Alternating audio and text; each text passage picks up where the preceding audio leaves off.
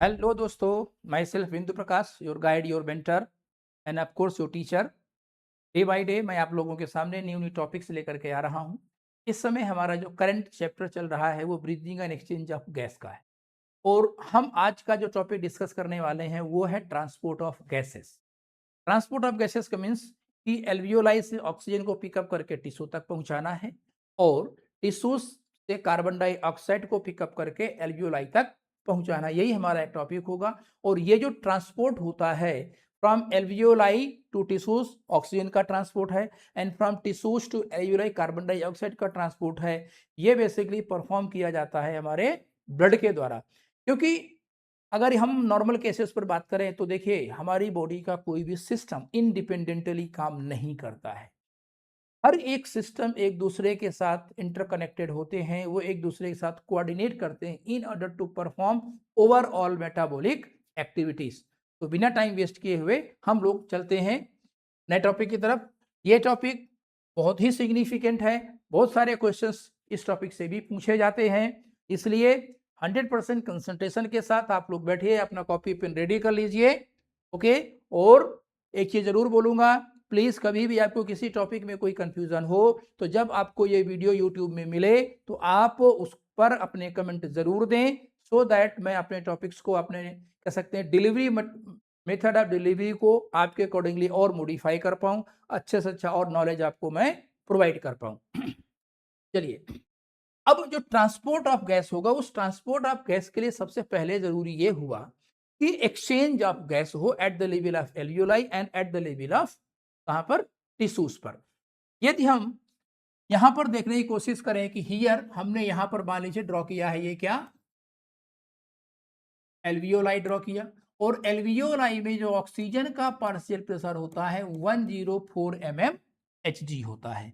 और यहां पर जो ब्लड आ रहा है इन पल्मोनरी कैपिलरी, वो कैसा होता है, डीऑक्सीजनेटेड ब्लड होता है। और इस डीऑक्सीजनेटेड ब्लड में ऑक्सीजन का जो पार्शियल प्रेशर होता है वो होता है 40 mmHg होता है। डन। वहीं अगर हम टिश्यू लेवल पर बात करते हैं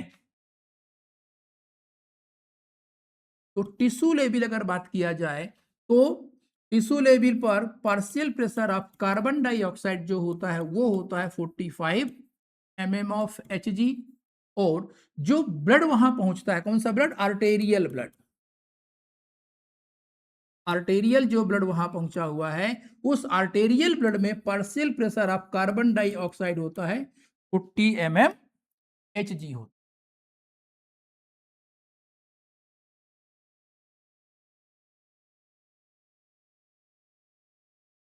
40 mmHg होता है। अब क्या होगा कि जो ऑक्सीजन है at the level of alveoli will diffuse from alveoli into pulmonary capillary due to partial pressure gradient।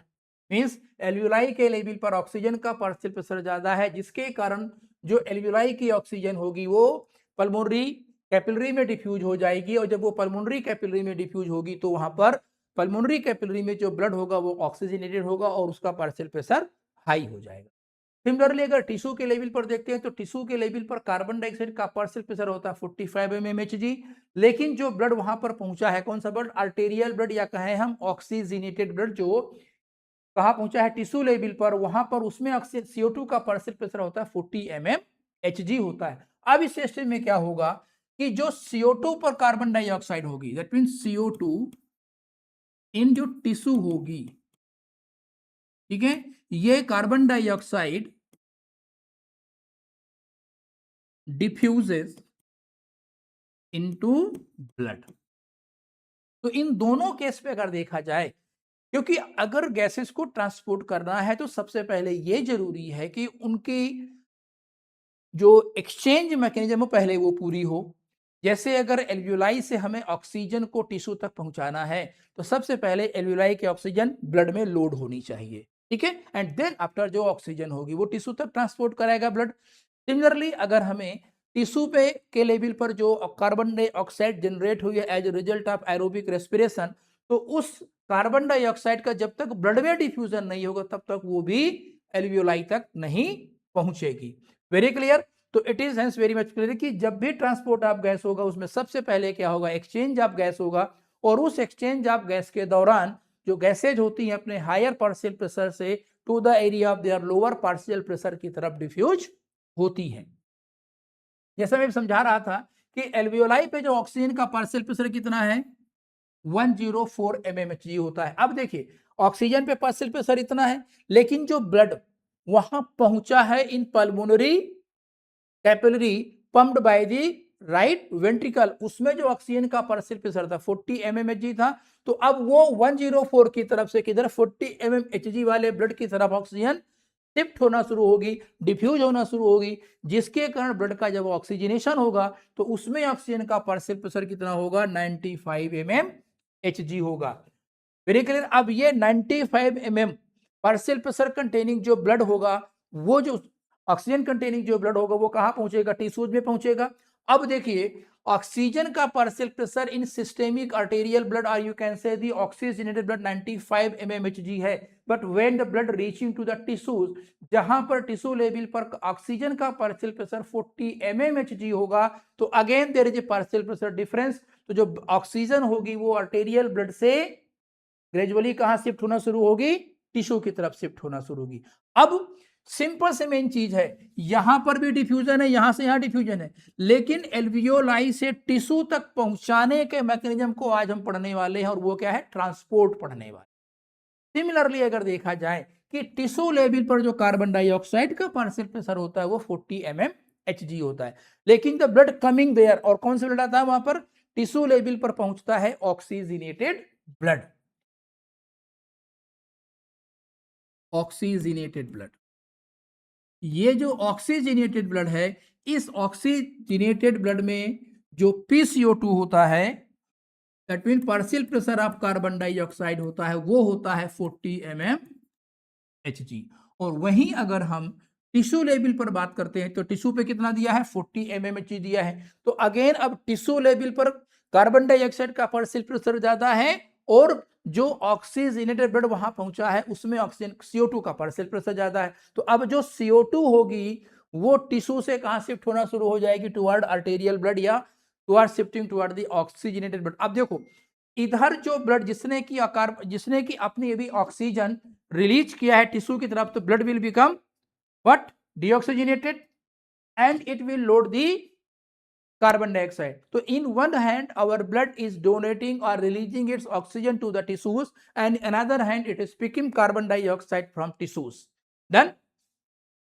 चलिए आगे ध्यान देते हैं। अब हम बात करने वाले हैं ऑक्सीजन ट्रांसपोर्ट की। सबसे पहले देखिए ऑक्सीजन का जो ट्रांसपोर्ट अनडाउटेडली ब्लड के द्वारा होगा। अगर हम ब्लड के फ्रैक्शंस की बात करते हैं तो ब्लड में दो डिफरेंट फ्रैक्शंस होते हैं, एक प्लाज्मा फ्रैक्शन और एक होता है बाकी का पोर्शन आरबीसी डब्ल्यूबीसी ब्लड, उसमें से एक आरबीसी हुई, और आरबीसी बहुत सिग्निफिकेंट रोल प्ले करती है इन गैसियस ट्रांसपोर्ट में। अगर हम transport of oxygen in soluble form पढ़ें तो वो प्लाज्मा में होता है। डिजॉल्व इन प्लाज्मा कितना, 3% ऑफ टोटल ऑक्सीजन। यहाँ कुछ वेरिएबल भी दिए गए, जैसे कि अगर मान लीजिए 100% जो हम कहते हैं ऑक्सीजनेटेड ब्लड है या आर्टेरियल ब्लड है जिसमें ऑक्सीजन का पार्शियल प्रेशर 95 mmHg है, तो उस आर्टेरियल ब्लड में अगर ऑक्सीजन कंटेंट इन प्लाज्मा देखा जाएगा तो वो मिलेगा 0.29 ml। मींस ऑक्सीजनेटेड ब्लड जो कि टिश्यूज तक की तरफ ले जाया जा रहा है उसके प्लाज्मा में कितना ऑक्सीजन प्रेजेंट है, 0.29 ml प्रेजेंट होगा। और जो डीऑक्सीजनेटेड ब्लड वापस एल्वियोलाई की तरफ आ रहा है, अगर उसके प्लाज्मा में ऑक्सीजन अमाउंट देखें तो वो मिलेगा 0.12 ml। तो ओवरऑल कितना ऑक्सीजन ट्रांसपोर्ट अगर देखा जाए तो वो 0.1 ml of oxygen transported by each 100 ml of blood by plasma soluble state में। आर्टेरियल ब्लड मींस जो ब्लड टिश्यू में आर्टेरियल ब्लड, जो कि ये ऑक्सीजनेटेड ब्लड, ये जो ऑक्सीजनेटेड ब्लड है, इस ऑक्सीजनेटेड ब्लड के अगर हम प्लाज्मा में ऑक्सीजन कंटेंट की बात करते हैं तो वो कितना मिलता है, 0.29 ml। डन। और वहीं जो डीऑक्सीजनेटेड ब्लड है और अगर इसके प्लाज्मा के अगर हम बात करें तो यहां कितना मिलता है हमें, 0.12 ml मिलता है। तो 0.29 ml था ऑक्सीजनेटेड ब्लड में और 0.12 ml था किसमें, डीऑक्सीजनेटेड ब्लड में। तो जो ये ऑक्सीजनेटेड ब्लड जब ये टिश्यू पर पहुंचा होगा तो ऑक्सीजन कंटेंट 0.2 ml और जब वहां से वापस आया तो ऑक्सीजन कंटेंट मिला 0.12 ml। तो कितना ऑक्सीजन प्लाज्मा के द्वारा टिश्यू को डिलीवर हुआ, तो that is 0.17 ml of oxygen transported to tissues by blood plasma in dissolve state. But ये जो डिसॉल्व स्टेट में ऑक्सीजन ट्रांसपोर्ट होता है ये बॉडी टिश्यूज की मेटाबॉलिक एक्टिविटीज के लिए सफिशिएंट नहीं है। Very clear. अब अगर वो सफिशिएंट नहीं है तो फिर there must be an another mechanism और another method of oxygen transport, another component should be there in blood that can transport oxygen. तो वो प्रेजेंट होता है हमारे ब्लड में हीमोग्लोबिन। जो हीमोग्लोबिन होता है वो ऑक्सीजन के साथ बाइंड करता है, रिवर्सिबली बाइंड करता है। Okay, haemoglobin haemoglobin present in RBCs and binds oxygen to form oxyhaemoglobin. और ये जो फॉर्मेशन होता है ये एक रिवर्सिबल और अनस्टेबल होता है, एक कह सकते हैं परमानेंट बॉन्डिंग बिटवीन ऑक्सीजन और हीमोग्लोबिन नहीं होती। क्योंकि अगर ये परमानेंट बॉन्डिंग हो जाएगी, स्ट्रॉन्ग बॉन्डिंग हो जाएगी, तो जब ऑक्सीजनेटेड ब्लड टिश्यू पर पहुंचेगा तो वहां पर फिर हीमोग्लोबिन से ऑक्सीजन टिश्यू को डिलीवर नहीं होगी। तो रिवर्सिबल बाइंडिंग होती है, that mean at the level of alveoli hemoglobin will bind oxygen and when the same blood reaching to the tissues it releases its oxygen। अगर नॉर्मल फिजियोलॉजिकल कंडीशंस की बात करते हैं तो नॉर्मल फिजियोलॉजिकल कंडीशन में each 100 ml of blood हमारा कितना 5 ml oxygen को टिश्यू को डिलीवर करता है। और दैट मीन्स कि जो ईच 100 ml ऑक्सीजनेटेड ब्लड है जिसमें ऑक्सीजन कंटेंट अगर देखा जाए तो वो 20 ml होता है। अब उस 20 ml में 5 ml ब्लड कहाँ जाएगा, टिश्यूज को। 5 ml जो ऑक्सीजन है वो टिश्यू को जाएगी, remaining oxygen remain present in blood itself. तो नॉर्मल फिजियोलॉजिकल कंडीशंस में the net amount of oxygen delivered to tissues is 5 ml while 15 ml remain hold in blood itself। But जब भी physiological conditions change होती means when tissues are physiologically more active like strenuous exercise है, तो उस समय ये delivery reverse हो जाती है कि eight that time person is involve in heavy physical activities जहां पर मसल की ऑक्सीजन डिमांड बहुत ज्यादा है। Eight that time 15 ml oxygen जो होगी वो टिश्यू को चली जाएगी, only 5 ml remains in blood. चलिए अब यहां पर हम बात करते हैं हीमोग्लोबिन। अगर हम हीमोग्लोबिन की डिस्कस करने बात करते हैं तो my dear friend each 100 ml blood में जो हीमोग्लोबिन होता है वो 15 ग्राम होता है। Each 100 ml blood, each 100 ml blood में जो हीमोग्लोबिन हमें मिलेगा, ईच 100 ml ब्लड में जो हीमोग्लोबिन मिलता है वो मिलता है कितना, आइडियली 15 ग्राम। और each gram of haemoglobin, each gram of haemoglobin binds 1.3 ml of oxygen. Very clear. तो अगर हम ईच 100 ml 15 ग्राम हीमोग्लोबिन है और हर ग्राम में 1.3 ml ऑक्सीजन है, तो इस रिवर्स हम यह कह सकते हैं कि 100 ml जो ब्लड होगा उस 100 ml ऑक्सीजनेटेड जो ब्लड होगा उस 100 ml ऑक्सीजनेटेड ब्लड के लेवल पर हमें 20 ml ऑक्सीजन मिलती है। डन। तो each 100 ml of blood in healthy person contains 15 gram of hemoglobin and each gram of hemoglobin binds with 1.34 ml of oxygen। ये प्रैक्टिकल वैल्यू है, अदरवाइज वैल्यू थोड़ी सी variable होती है, बट हमें 1.3 ml oxygen remain bind with 1 gram of each haemoglobin haemoglobin. तो overall अगर हम कहें 15 ग्राम हीमोग्लोबिन में कितनी ऑक्सीजन है या फिर 100 ml ब्लड में कितना ऑक्सीजन है, तो वो होता है 20 ml के आसपास होता है। ठीक है, कैपेसिटी फैक्टर। तो 1 ग्राम of haemoglobin chemically pure with 1.34 ml oxygen, 1.39 ml oxygen है, बट प्रैक्टिकल जो वैल्यू होती है 1.3 ml है। तो हमारे नीट के लिए क्लास 11th के लिए हमें जो वैल्यू याद रखनी है वो ये वैल्यू याद रखनी है। डन। तो प्योर हीमोग्लोबिन, अब प्योर इसलिए नहीं हो पाता क्योंकि कुछ ना कुछ ऑक्सीजन जो कह सकते हैं कार्बन डाइऑक्साइड वगैरह होती है, कुछ और भी चीजें होती हैं जिसके कारण क्या होता है कि net amount of oxygen comparatively थोड़ा सा कम होता है। तो एक्चुअल अगर हम बात करें practical value of haemoglobin, practical value of amount of oxygen bind with each gram of haemoglobin is 1.34 ml present होगी। Very clear. सिमिलरली अब मैक्सिमम लोड कितना है, तो सिंपल सी चीज, मैक्सिमम लोड पर 100 ml की बात कर रहा हूं। मैं ऑलरेडी आपको समझा चुका हूं उस चीज को कि अगर 1 ग्राम हीमोग्लोबिन से 1.34 ml ऑक्सीजन बाइंड होता है तो 15 ग्राम हीमोग्लोबिन के साथ अगर मैथमेटिकली कैलकुलेशन करेंगे तो वो लगभग 19.7 ml के आसपास आता है, जिसको हम राउंड फिगर में 20 ml लिखते हैं। और अगर ईच 100 ml ब्लड में 20 ml ऑक्सीजन है तो हम ये कहते हैं कि haemoglobin is 100% saturated. It means all the molecules of hemoglobin having oxygen in them. अब अगर हम एक हीमोग्लोबिन की देखें तो 4 आयरन एटम्स पाए जाते हैं और हर आयरन एटम के साथ में एक ऑक्सीजन बाइंड है।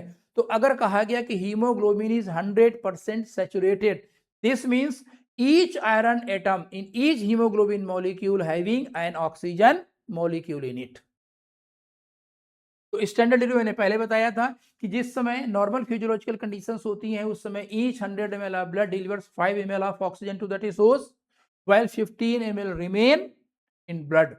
बट वही जब टिश्यूज और फिजियोलॉजिकली मोर एक्टिव होते हैं, स्ट्रेनस एक्सरसाइज वाली कंडीशंस होती हैं, उस टाइम पर जो ऑक्सीजन डिलीवरी होती है वो बढ़ जाती है, that is 15 ml oxygen deliver to the tissues and 5 ml remains in blood.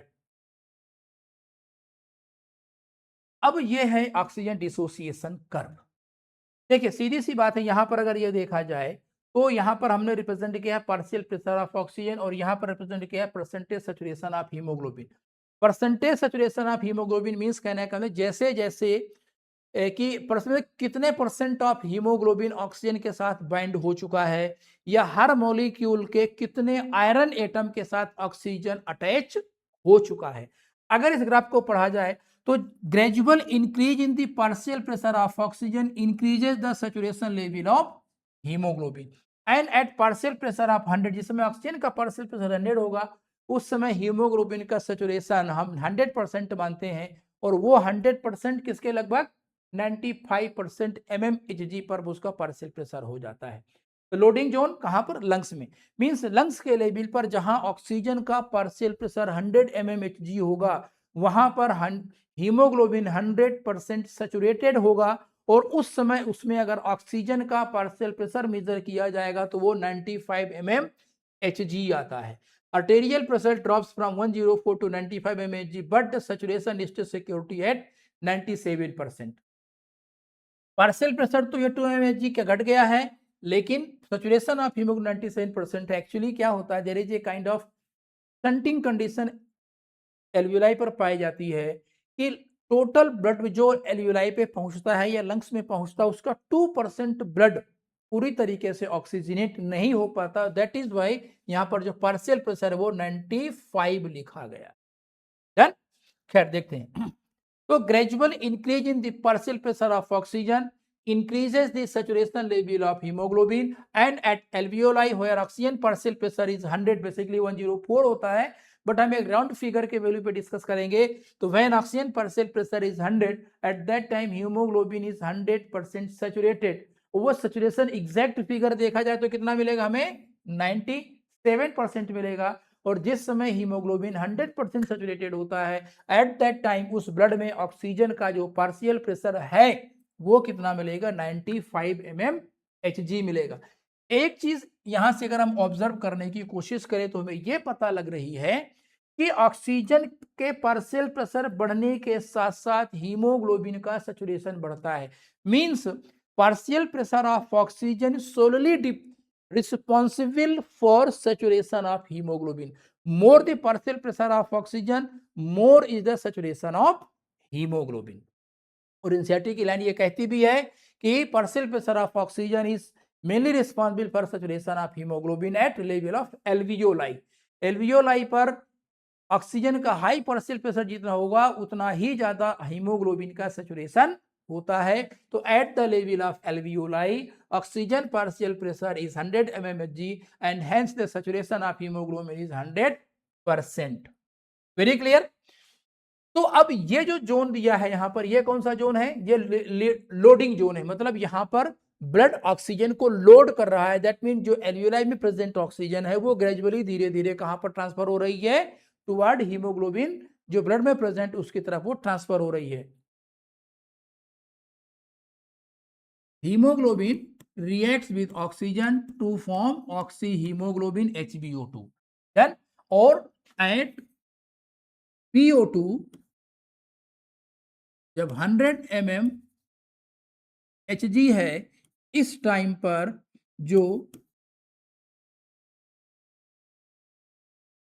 Saturation of haemoglobin है वो हम 97% मानते हैं। और इस कंडीशन पर, इस ऑक्सीजनेटेड ब्लड के कंडीशन पे जो PO2 का पार्शियल प्रेशर होता है वो 95 mmHg होता है। अब यहां पर और तरीके से भी डिस्कस किया जा सकता है कि जिस समय हमारा ब्लड या हीमोग्लोबिन 100% सैचुरेटेड है, जो एग्जैक्ट वैल्यू 97% आती है, तो इस स्टेट पर अगर देखा जाए तो यहां पर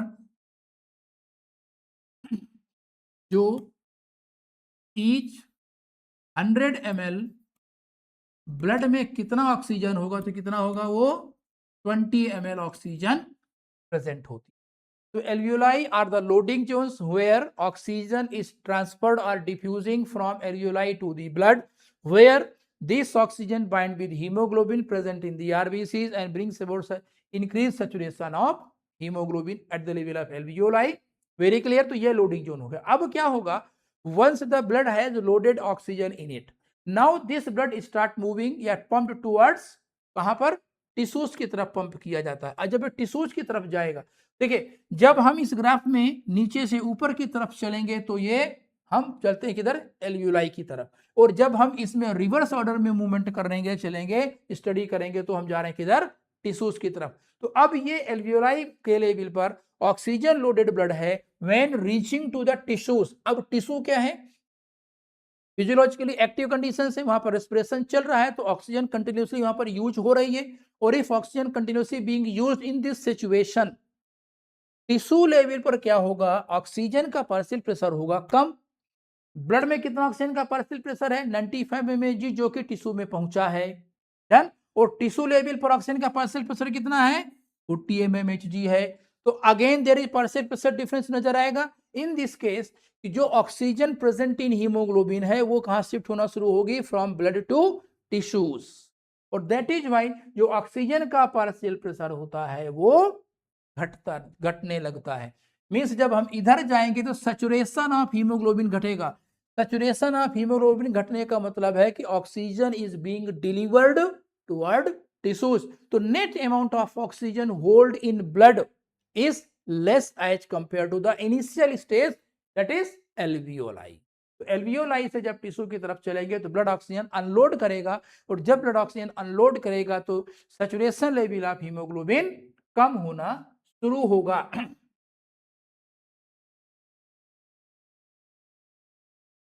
ये कंडीशन अगर आप थोड़ा सा ध्यान देने की कोशिश करो, जिस समय कोर्स को देखो कि ये एक, सॉरी ये थोड़ा सा गलत हो रहा है, इसको और तरीके से हम स्टडी करते हैं।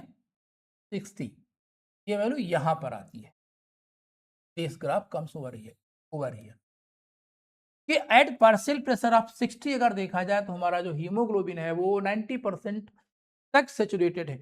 Means saturation level of haemoglobin can reach up to 90% even oxygen level 60 है तो भी। और दैट इज वाई जब हम लोग एल्टीट्यूड पर जाते हैं तो बहुत ज्यादा मेजर चेंजेस हमारे ऑक्सीजन कैरिंग कैपेसिटी में नहीं आ पाता। कारण है कि अगर ऑक्सीजन पार्शियल प्रेशर 60 mmHg है तो भी हमारा हीमोग्लोबिन मैक्सिमम ऑक्सीजन को एक्वायर करने की कैपेसिटी रखता है, मींस लेस ऑक्सीजन अवेलेबिलिटी में भी हीमोग्लोबिन मैक्सिमम से मैक्सिमम ऑक्सीजन बाइंड करेगा। तो दैट इज वाई अगर देखो कि पार्शियल प्रेशर 60 जब आता है तो 60 के पार्शियल प्रेशर आने की कंडीशन में हीमोग्लोबिन के सैचुरेशन में कोई मेजर चेंज आप यहां पर ऑब्जर्व नहीं कर रहे होते।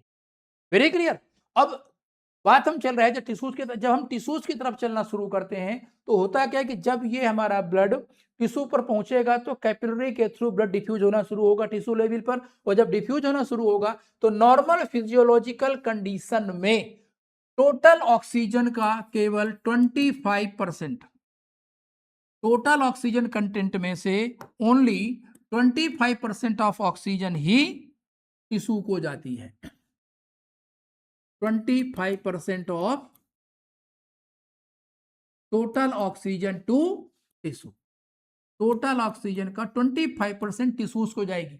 अब देखो नेट अमाउंट ऑफ ऑक्सीजन अगर हम एमएल में काउंट करें तो कितना मिलता है हमें, 20 ml मिलता है।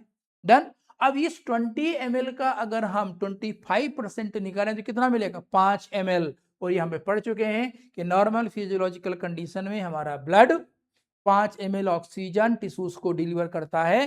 तो दैट मीन अगर वो 5 ml इन अगर उस रेशो में बात करें तो 25% हुआ, और अगर 25% हो गया तो इस सिचुएशन पे अगर देखा जाए तो ब्लड के लेवल पर जो ऑक्सीजन का पार्शियल प्रेशर मिलेगा कितने का, वो 40 मिलेगा। और अगर आप प्रीवियस टेबल को पढ़ेंगे तो टेबल में ये लिखा हो गया है कि डीऑक्सीजनेटेड ब्लड में ऑक्सीजन का पार्शियल प्रेशर 40 mmHg होता है। मींस इसके यहां से लेकर के ये जो वैल्यू आ रही है इस रेंज पर जो ब्लड है वो कैसा है, ऑक्सीजनेटेड ब्लड है। और यहां से लेकर जब नीचे की तरफ चलेंगे तो ये जो नेचर ऑफ ब्लड होगा ये कैसा होगा, डीऑक्सीजनेटेड ब्लड होगा। मैंने ऑक्सीजन प्लस मतलब ऑक्सीजनेटेड और ऑक्सीजन माइनस मतलब डीऑक्सीजनेटेड।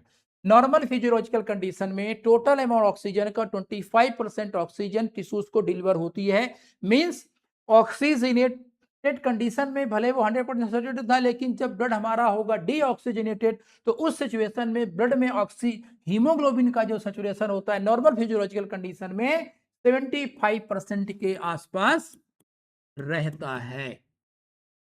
डन। हाँ, ये एक अलग बात है कि अगर फिजियोलॉजिकल कंडीशन बढ़ती है, दैट मीन जो फिजिकल एक्टिविटीज बढ़ती है, जब मसल या टिश्यूज की ऑक्सीजन डिमांड बढ़ती है उस समय ये ग्राफ एज इट इज नहीं चलता है। ये जो ग्राफ होता है जो भी आप देखते हैं सिग्मोइड कर्व हमें दिखाई देता है, ये सिग्मोइड कर्व फिर नहीं दिखाई देगा अगर फिजियोलॉजिकल कंडीशंस क्या है, ज्यादा हो जाए, इंक्रीज हो जाए। एक बार दोबारा हम इस पूरी स्लाइड को फिर रिवाइज कर लेते हैं क्योंकि टॉपिक थोड़ा कॉम्प्लिकेटेड है। ध्यान देंगे कि when deoxygenated blood having partial pressure of oxygen 40 mmHg reaching to the alveoli, it start taking oxygen and hemoglobin gradually start saturating. Okay, जो 40 mmHg पर ऑक्सीजन का पार्शियल प्रेशर, ऑक्सीजन के पार्शियल प्रेशर पर जो हीमोग्लोबिन का saturation 75 होता है, लेकिन जैसे जैसे ऑक्सीजन टिश्यू की ब्लड की तरफ शिफ्ट होना शुरू होती है from alveoli, saturation level of haemoglobin बढ़ना शुरू हो जाता है। And when partial pressure of oxygen is 100 and then at that time जो हीमोग्लोबिन का सैचुरेशन लेवल होता है वो 97% होता है, और उस समय ऑक्सीजन का पार्शियल प्रेशर उसमें 95 mmHg होता है। इस कंडीशन पर ईच 100 ml ब्लड में 20 ml ऑक्सीजन प्रेजेंट होती है, क्योंकि हीमोग्लोबिन के हर एक मॉलिक्यूल के हर एक आयरन के साथ में एक एक ऑक्सीजन बाइंड होगा। Means 1 molecule of oxygen carries 4 oxygen, 1 molecule of hemoglobin carries 4 molecule of oxygen. यहां मेंशन कर देता हूं कि each molecule of haemoglobin carries 4 molecules of oxygen, 4 molecule each hemoglobin, each molecule of hemoglobin carries 4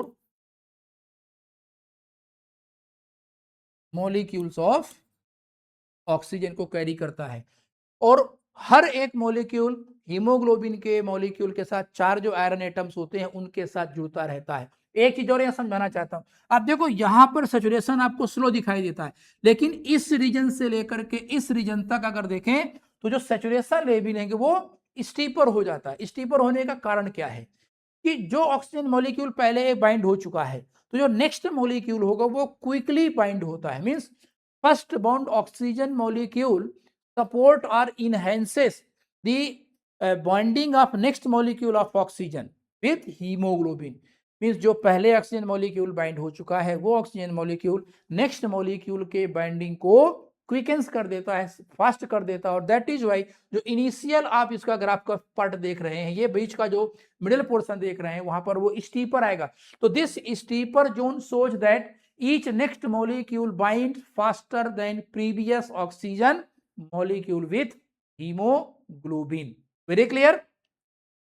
And when the blood from alveoli reaching to the tissues, the blood start delivering its oxygen to the tissues because tissue level पर oxygen का partial pressure कम होता है और blood के level oxygen का partial pressure ज्यादा है, तो ऑक्सीजन ब्लड से टिश्यू की तरफ डिफ्यूज होना शुरू होगी। नॉर्मल फिजियोलॉजिकल कंडीशन में हमारा ब्लड टोटल ऑक्सीजन कंटेंट का केवल 25% डिलीवर करता है। मींस डीऑक्सीजनेटेड ब्लड अभी भी 75% ऑक्सीजनेटेड है। मींस उसमें ऑक्सीजन अभी भी 75% है। ओनली कह सकते हैं कि 20 ml में से केवल 5 ml कहें या हम 25% कहें।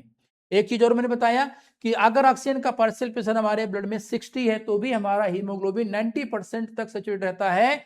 मींस लो ऑक्सीजन पार्शियल प्रेशर होने के बावजूद भी हमारा हीमोग्लोबिन मैक्सिमम ऑक्सीजन को ट्रैप करने की कैपेसिटी रखता है। एक चीज और पूछी जाती है कि which is the main factor behind increased saturation of hemoglobin, तो वो क्या है? partial pressure of oxygen।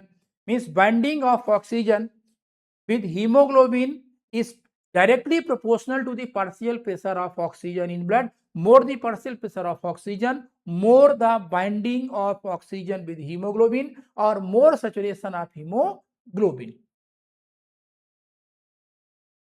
ये देखिए साहब, वही जो मैं समझा रहा था एल्टीट्यूड सिनेरियो की। Atmospheric pressure, atmospheric PO2 can pump 60 mmHg।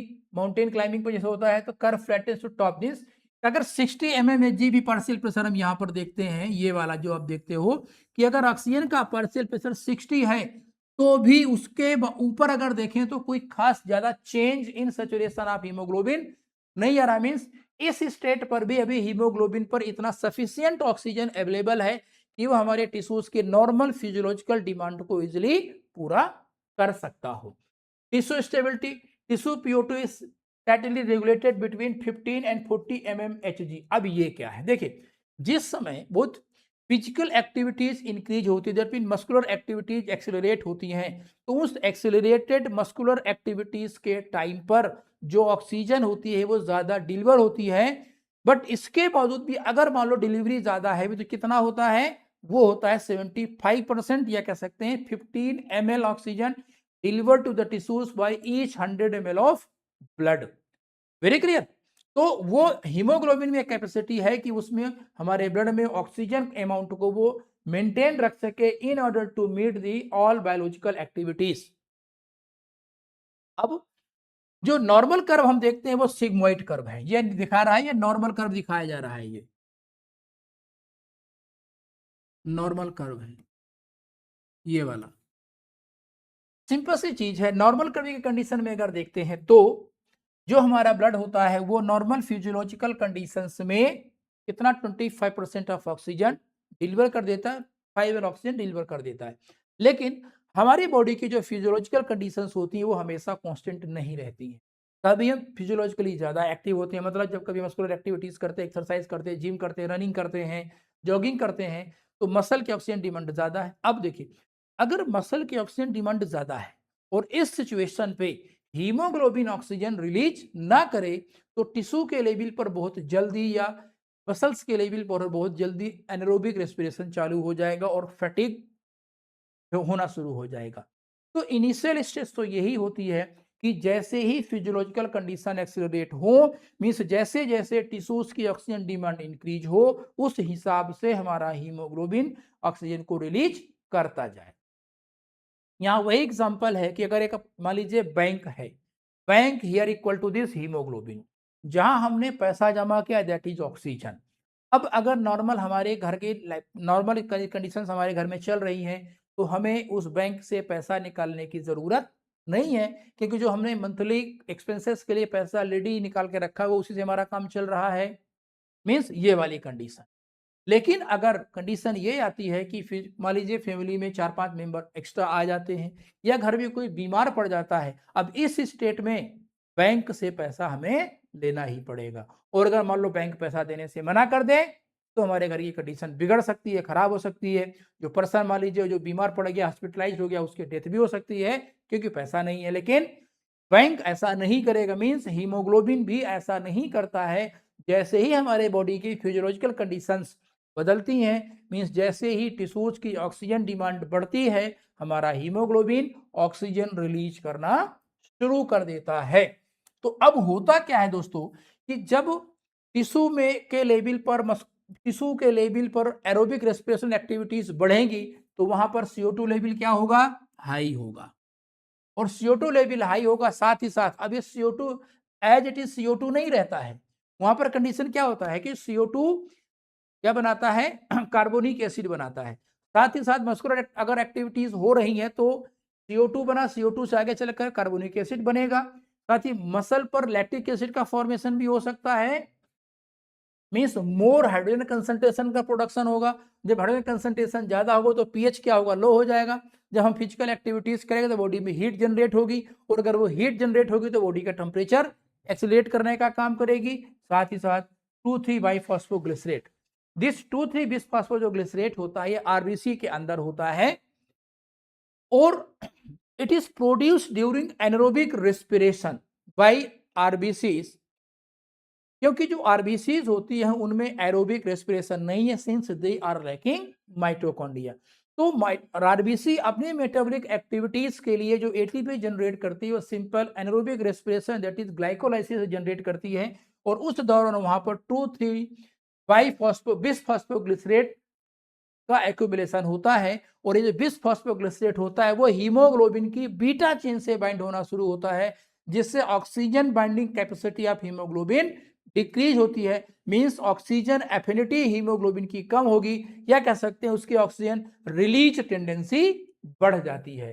तो जिस समय हमारे ब्लड के लेवल पर, हमारे बॉडी के लेवल पर CO2 लेवल बढ़ेगा, हाइड्रोजन कंसंट्रेशन ज्यादा होगा, पीएच लेवल कम होगा, या बॉडी टेम्परेचर ज्यादा होगा, और आरबीसी के लेवल पर 2,3 बिसफॉस्फोग्लिसरेट ज्यादा होगा, इन सिचुएशन में हीमोग्लोबिन का सैचुरेशन घटता है। Means net bound oxygen haemoglobin में कम होती है, because haemoglobin loses more oxygen toward tissues, that is why curve shifted towards right. ये यहां पर राइट शिफ्ट कर्व का दिखाई देगा। अब अगर कर्व का राइट शिफ्ट दिखाई देता, तो आप देख लो सैचुरेशन लेवल इनिशियल हमें ये दिखाई देता आइडियल कंडीशन में, लेकिन जब फिजियोलॉजिकल एक्टिविटीज बढ़ी, तो शिफ्ट कर्व इधर जा रहा है। मींस अब देखो इनिशियल स्टेज अगर देखो, जहां पर हमारा जो सैचुरेशन ऑफ हीमोग्लोबिन मान लीजिए कहां पर था, ये इस 60 के पार्शियल प्रेशर पर कितना दिखाई दे रहा है, ये अप्रोक्सीमेट हमें 90 मिलता है। यहां पर ये कंडीशन आ रही कि नहीं आ रही, 60 पार्शियल प्रेशर पर ऑक्सीजन का पार्शियल प्रेशर हमें 90 मिल रहा है। लेकिन जब कर्व शिफ्ट होना किधर शुरू हुआ, राइट की तरफ, दैट मीन हीमोग्लोबिन ने मोर ऑक्सीजन डिलीवर करना शुरू किया, तो आप देखें कि अब इसके तो सैचुरेशन लेवल कितना आ गया है, 80 आ गया। Means more oxygen is being delivered to tissues. Similarly और अगर देखें, जिस समय हमारे ब्लड में ऑक्सीजन का पार्शियल प्रेशर 40 होता है, तो ब्लड में सैचुरेशन लेवल ऑक्सीजन कितना होता है, तो पता है 75% होता है। लेकिन जब ये कर्व शिफ्ट हो रहा है टुवर्ड राइट की साइड में, अब अगर इसको देखो, तो ये सैचुरेशन लेवल 60 के आसपास आ चुका है। Very clear. तो कहने का मतलब ये हुआ कि अगर ऑक्सी हीमोग्लोबिन डिसोसिएशन राइट की तरफ शिफ्ट हो रहा है, मींस हीमोग्लोबिन की एफिनिटी फॉर ऑक्सीजन रिड्यूस हो रही है, तो कहने का मतलब यह हुआ कि हीमोग्लोबिन का जो लेवल ऑफ सैचुरेशन है, या हीमोग्लोबिन में नेट बाउंड ऑक्सीजन है, वो कम हो जाती है। तो these are the factors which decrease affinity of hemoglobin for oxygen, or these were the factors which cause right shifting of curve या जब ये फैक्टर एप्लीकेबल होंगे उस सिचुएशन में हीमोग्लोबिन का ऑक्सीजन सैचुरेशन कम हो जाएगा, और कम होना जरूरी है। और अगर यही फैक्टर को हम रिवर्स कर दें, मींस लो CO2 हो जाए, हाई pH हो जाए, लो बॉडी टेम्परेचर हो जाए और 2,3 बिसफॉस्फोग्लिसराइड का लेवल लो हो जाए, तो यह कर्व कहां शिफ्ट हो जाएगा? लेफ्ट में शिफ्ट हो जाएगा। Means curve will shift toward in this situation. इस मींस कि जब हमारे बॉडी के फिजियोलॉजिकल, हमारे जो बॉडी के जो टिश्यूज होंगे वो फिजियोलॉजिकली लेस एक्टिव होंगे, तो इस सिचुएशन में उनकी ऑक्सीजन डिमांड कम होगी। जब ऑक्सीजन डिमांड कम होगी तो haemoglobin will not release oxygen, और even if releases it will release slowly. तो अगर इन कंडीशन को रिवर्स कर दें तो इस केस पर कर्व कहां शिफ्ट होगा? लेफ्ट में शिफ्ट हो जाएगा। Curve shift toward left. और अगर ये कंडीशंस एप्लीकेबल हैं तो curve shift to right. Done. Resting state, normal utilization कितना है? 5 ml होता है ईच 100 ml ऑफ ब्लड से, और स्ट्रेस एक्टिविटीज के टाइम में 15 ml ईच 100 ml ब्लड में। ऑलरेडी मैं कई बार इसको एक्सप्लेन कर चुका हूं। ठीक है दोस्तों, तो एक यहां पर देख लेते हैं, कार्बन मोनोऑक्साइड पॉइजनिंग की भी बात करते हैं। देखिए, कार्बन मोनोऑक्साइड और ऑक्सीजन दोनों का जो बाइंडिंग साइट ऑन हीमोग्लोबिन है वो सेम होता है। Carbon monoxide binds competitively with haemoglobin, और जो binding of carbon monoxide with haemoglobin है वो ऑक्सीजन के कंपैरेटिवली 250 टाइम्स ज्यादा है। और बाइंडिंग ऐसा है कि ये अप्रोक्सीमेट मान के चलिए कि इस बाइंडिंग के कारण oxygen carrying capacity of blood कम हो जाती है। तो carbon monoxide bind with to the carbon monoxide bind to the exact same heme spot at oxygen, means जिस स्पॉट पर, जिस पॉइंट पर जहां पर ऑक्सीजन हीमोग्लोबिन से बाइंड होती है उसी जगह ये कहां बाइंड होता है? कार्बन मोनोऑक्साइड भी बाइंड होता है। दूसरी चीज कि carbon monoxide binds 250 time faster with haemoglobin as compare to oxygen. अब कार्बन जो मोनोऑक्साइड होता है जब वो हीमोग्लोबिन से बाइंड होगा तो ना तो वो ब्लड को ऑक्सीजन लेने देगा और ना ही ब्लड को ऑक्सीजन रिलीज करने देगा। भले ही टिश्यू के लेवल पर हाइपोक्सिया हो चुका है, बट स्टिल जो ऑक्सीजन होगी वो हीमोग्लोबिन से रिलीज नहीं होगी। मींस जो कर्व रहेगा वो जिस कंडीशन में है वो वहीं रहेगा, ये कह सकते हैं लेफ्ट साइड में रहेगा। नॉर्मली अगर हम ऐसे कुछ किसी से पूछ लिया जाए कि what will be the shifting of oxyhemoglobin dissociation curve when carbon monoxide level in blood increases या when carbon monoxide bind with hemoglobin, तो नॉर्मल पर्सन क्या होगा कि नॉर्मली वो कार्बन डाइऑक्साइड के साथ उसका एसोसिएशन स्टेब्लिश करेगा और ये बताएगा कर्व राइट में जाएगा, क्योंकि जब कार्बन डाइऑक्साइड ज्यादा होती है तो कर्व राइट में शिफ्ट होता है, मतलब हीमोग्लोबिन ऑक्सीजन ज्यादा रिलीज करता है। या कह सकते हैं कि जो हीमोग्लोबिन है उस हीमोग्लोबिन का परसेंटेज सैचुरेशन घटने लगता है। बट कार्बन मोनोऑक्साइड के केस में ऐसा नहीं होता है। कार्बन मोनोऑक्साइड जब हीमोग्लोबिन के साथ एसोसिएट होती है तो वो उसी साइट पर एसोसिएट होती है जहां पर ऑक्सीजन बाइंड होता है, और उस कंडीशन के कारण ये ऑक्सीजन को उस हीमोग्लोबिन के साथ इस तरीके से लॉक कर देता है कि अब जो अमाउंट ऑफ ऑक्सीजन जो ऑलरेडी हीमोग्लोबिन के साथ था वो भी वहां से रिलीज नहीं होने वाला है। Done. That is why the carbon monoxide locks remaining oxygen onto the hemoglobin preventing tissue delivery, और that is why curve remain toward left side, वो right में shift नहीं होगा। डन। क्लिनिकल ट्रैप क्या है? PO2 level remains normal and blood is bright red, मतलब जो PO2 level अभी है वो उतना ही रहेगा, क्योंकि ना तो वो जो PO2 है या जो ऑक्सीजन है ना तो वो ब्लड में आ रही है ना ब्लड से बाहर जा रही है, मतलब ना तो हीमोग्लोबिन ऑक्सीजन को पिकअप कर रहा है और ना हीमोग्लोबिन ऑक्सीजन को रिलीज कर रहा है, तो जो नेट ऑक्सीजन उतना ही बना रहेगा उसके केस में। देन दोस्तों, और इन दिस वे ये हमारा टॉपिक आज का कंप्लीट होता है। Here I have discuss oxygen transport from alveoli to tissues, और ये ट्रांसपोर्ट मेरे दो मेथड हमने पढ़े, प्लाज्मा में पढ़े और कार्बन हीमोग्लोबिन के हेल्प से पढ़ा। प्लाज्मा के द्वारा जो ट्रांसपोर्ट ऑफ ऑक्सीजन होता है it is not much sufficient in order to fulfil oxygen demand of the body cells, that is why another molecule हमारे आरबीसी में पाया जाता है वो हीमोग्लोबिन होता है जो कि ऑक्सीजन का ट्रांसपोर्ट कराता है। नॉर्मल कंडीशन में ईच 20 ml ऑक्सीजन का 5 ml ऑक्सीजन टिश्यूज को जाता है। इस नॉर्मल कंडीशन में हमारा ब्लड 100 हमेशा 75% सैचुरेटेड रहता है। लेकिन जब फिजिकल एक्टिविटीज एक्सिलरेट हो जाती हैं तो उस टाइम पर हमारा जो ब्लड होता है वो 20 ml में से 15 ml टिश्यूज को डिलीवर करेगा और 5 ml रिटेन करेगा। थैंक यू दोस्तों, गॉड ब्लेस यू ऑल।